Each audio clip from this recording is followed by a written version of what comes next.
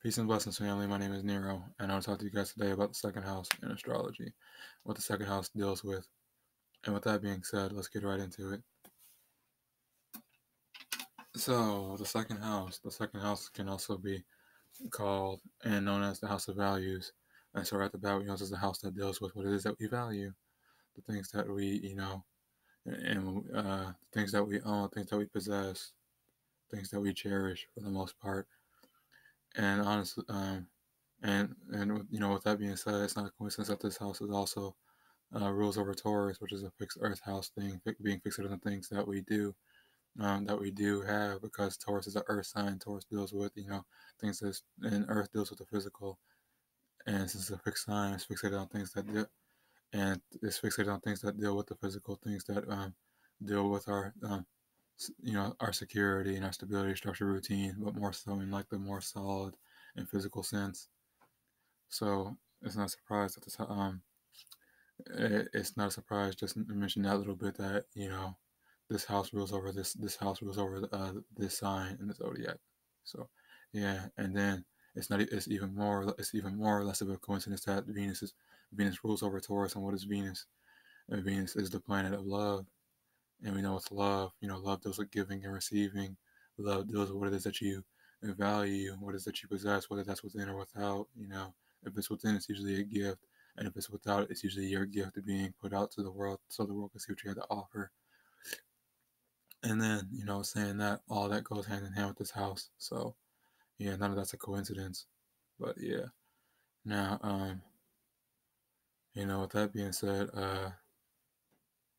yeah, that's pretty much second house in a nutshell, really. The house that deals with what it is that you, value, what it is that you own, what it is that you possess, your resources, whether that's, you know, finances, abundance externally or like abundance internally, which is like your gifts, like I was just saying a little bit earlier.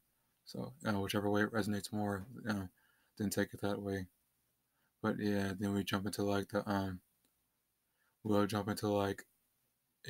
planets and, planets and then signs and planets real quick to to add a little bit more depth and to make more sense out of it. Say if this still seems shallow, because it's different for everybody, different strokes, different folks. But yeah, let's get to like a planet and a sign in the house, for example, and I'll use my own.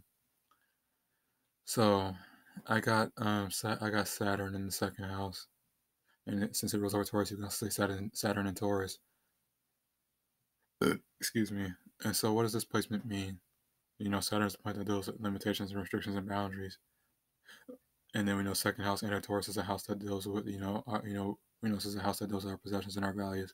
So right off the bat, this means that when it comes to things that I value, when it comes to my values, my finances, or even my resources and gifts and all of that, I'm going to experience limitations and restrictions and boundaries when it comes to all those things. But ultimately, we know with Saturn, with the limitations, restrictions, and boundaries comes focus, dedication, hard work, and discipline. And that brings about responsibility and maturity, wisdom and growth, and mastery. And so what that's teaching me here with Saturn here is to become more responsible, more disciplined, and more mature and responsible with my gifts, with my money, with my finances, all that, and with how I like to give and receive my love. Because don't forget that Venus rules over this house too. So yeah, and that just and that's actually those are some things I'm still learning in my life now. So yeah, and those are things I'm starting to apply in my life now, not learn. Those are things I'm starting to apply because when you learn, it's only natural that you start to apply. So yeah, Saturn in the second house in a nutshell.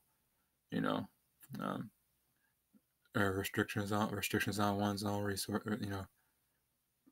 Uh, restricted resources, but that's going to bring responsibility with them, and then the mastery of one's resources and values. So yeah.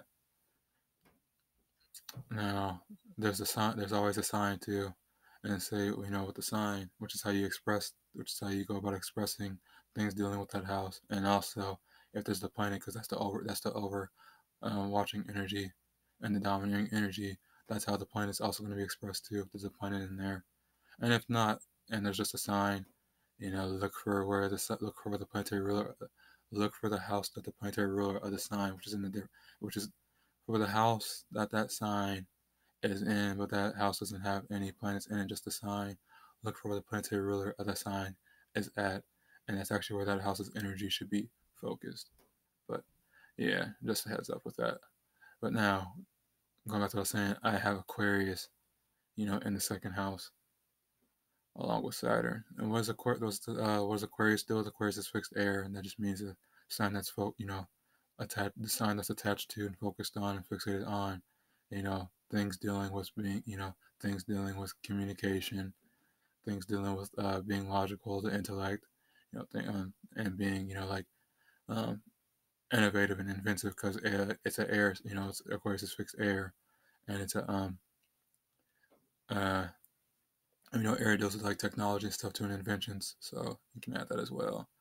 And then Aquarius is like the human. Aquarius is like the human. Aquarius is also known as like the humanitarian too, and that's actually how I tend to play out of my life too with my resources that I do have. I tend to be very charitable and humanitarian with my resources. So yeah, just gotta So I've learned some lessons with not being too giving with my money. So that can happen, but it is what it is.